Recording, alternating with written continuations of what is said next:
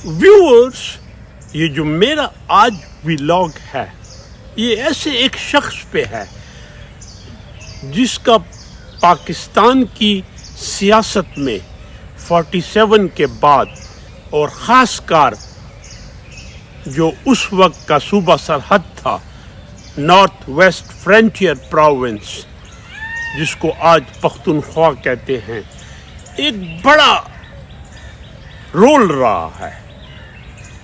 And he was the chief minister for long 6 years. एक complex personality, उसकी अच्छी बातें बुरी बातें, और उस शख्स का नाम था खान कयूम खान। वो बेसिकली कश्मीरी था,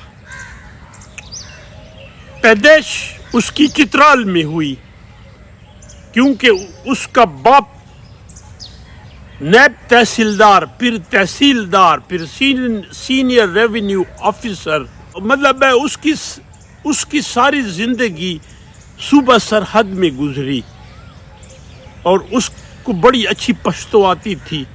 पख्तूनख्वा के रस्म व रवाज से बहुत आशना था, वेल एजुकेटेड था, रावियन था। फिर he went to London School of Economics, वहाँ से कोई फुल फ्लेज डिग्री नहीं ली उसने, बट उसने बैरट लॉ की लिंकन्स इन से। अगर आप लंदन में रहे हो तो लिंकन्स इन पड़ोस में है, 10 कदम पे है लंदन स्कूल ऑफ इकोनॉमिक्स से। वो बड़ा स्टॉन्च कांग्रेसमैन था और 11 साल बड़ा एक्टिव रहा, 1934 से लेके 45 तक। फिर 45 में उसने गुड बाय कहा कांग्रेस को एंड ज्वाइन मुस्लिम लीग।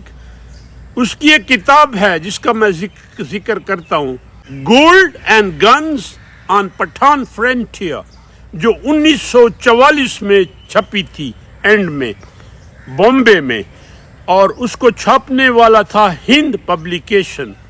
वो किताब डेडिकेटेड है अब्दुल जब्बार खान, जिसका निकनेम खान साहब था, जिसको इसने रिप्लेस किया, कांग्रेस लीडर, बाद में रिपब्लिकन पार्टी की तरफ से वेस्ट पाकिस्तान का चीफ मिनिस्टर बना। किताब उसको डेडिकेटेड है। और जब ये चीफ मिनिस्टर बना है 47 में, पहला इसने जो ऑर्डर किया कि किताब बैन, सारी कापियां कन्फिस्टिकेट करो, किताब बैन की। और क्यों बैन की किताब?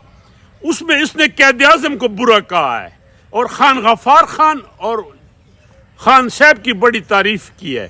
और उसने कहा कि कांग्रेस वो पार्टी है जो हिंदुस्तान को यूनाइट रख सकती है। Congress believe in one nation theory, Muslim League believe in two nation theory, और वो टू नेशन थ्योरी जिसको हम नहीं फिर संभाल के रख सके। जब बंगाल हमसे जुदा हुआ, ईस्ट पाकिस्तान, तो कहाँ गई टू नेशन थ्योरी? इसका एक भाई अब्दुल हमीद खान प्राइम मिनिस्टर रहा और प्रेसिडेंट रहा आज़ाद कश्मीर का। He was a very strong chief minister और इसके अंडर 6 गवर्नर गुजरे, 2 ब्रिटिश और 4 पाकिस्तानी, और ये सारी पावर अपने पास रखी थी। इसने चांसलर पेशावर यूनिवर्सिटी, जो इसका बहुत बड़ा क्रेडिट है, उस पर मैं बोलता हूँ, लेकिन जब वो बनी तो ये चांसलर खुद बन गया। इसने कहा जी गवर्नर की जरूरत नहीं है, जो बाद में अली अमीन ने रिपीट की। ये हमारे जो बुजुर्गों ने बोया है ना अनडेमोक्रेटिक बीज, वो हम आज काट रहे हैं। अगर वो डेमोक्रेटिक होते तो हमारे ये यंगस्टर भी होते। 6 साल रहा, सूबे में तरक्की हुई, बड़ा जो इसका क्रेडिट है। इसको आप जो बुरा कह दें, लेकिन एक इसको सल्यूट करना पड़ता है, वो ये कि इसने यूनिवर्सिटी ऑफ पेशावर बनाई। ये उसकी स्ट्रेंथ था और खुद जाके सख्त गर्मियों में कंस्ट्रक्शन को देखता था। चीफ मिनिस्टर हाउस से जाता था, मास्टरपीस यूनिवर्सिटी चाहिए, और पख्तूनख्वा की तालीम को इसने सपोर्ट किया। ये तालीम दोस्त शख्स था और इसका ये मोटो था कि अमीर गरीब अच्छे स्कूलों में जाएं, इकट्ठे जाएं। یہ اس کا باقی ڈنڈا مار تھا، اور کانگریس کو اس نے جیلوں میں رکھا. خان غفار خان، اس کا جو بیٹا تھا پوئٹ غنی خان، اس کو جیلوں میں. Ghaffar Khan being a member of first constituent assembly 6-7 سال ہری پور جیل، ڈی اے خان جیل میں رہا. یہ چیف منسٹر بنا. پاکستان بننے کے 6 دن بعد میں سمجھتا ہوں جو ان ڈیموکریٹک کام ہوا کہ جارج کننگھم کو قائد اعظم کی انسٹرکشن تھی کہ خان صاحب کی حکومت کو ختم کرو. ان کی میجورٹی تھی، 1946 میں الیکٹ ہو کے آئے تھے. ہاں ان کے ساتھ 2-3 پرابلم تھی، کیونکہ کئی ہندو جو ممبر تھے صوبائی اسمبلی کے وہ انڈیا مائیگریٹ کر گئے، لیکن ان کی میجورٹی تھی. اور میں سمجھتا ہوں، اور یہ اینالسٹ کہتے ہیں کہ اگر وہ چلتا، ڈیموکریٹک سسٹم چلتا، خان صاحب کی حکومت رہتی، تو آگے جا کے پاکستان میں ایک جمہوری ماحول ہوتا. کیونکہ وہاں اس کی سیک ہوئی، پھر سندھ میں ایوب کھورو کی سیک ہوئی جو قائد اعظم کے حکم سے.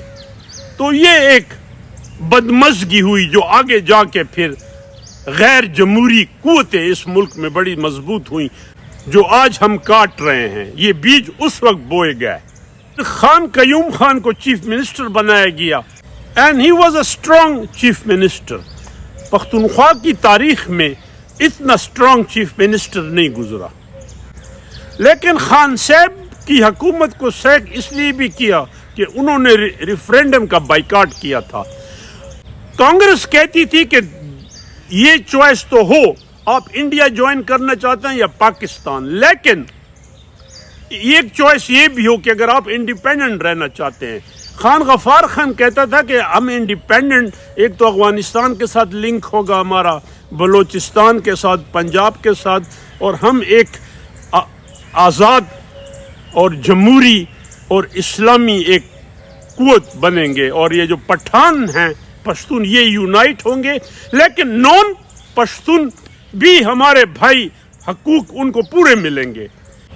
1953-54 میں اس کی چیف منسٹری ختم ہوئی، پھر اس کو فیڈرل منسٹر بنایا گیا. لیکن یہ زیادہ ایزی نہیں تھا، federal minister for trade and industries. پھر اس نے اپنی پریکٹس شروع کی، کرتا نہیں تھا، لیکن ہائی کورٹ لاہور سے اس نے لائسنس لیا، رجسٹرڈ ہوا. 97 کا یہ الیکشن لڑا ہوا اس کی اپنی پاکستان مسلم لیگ قیوم گروپ، تو پھر بھٹو سے مل گیا، and he remain federal minister interior for long 5.5 years. اور یہ اس کا سیکنڈ پولیٹیکل جوبن تھا. 77 میں جب بھٹو کے خلاف کو ہوا تو پھر یہ بھی نان پولیٹیکل ہو گیا. بوڑھا بھی تھا، بیمار بھی تھا.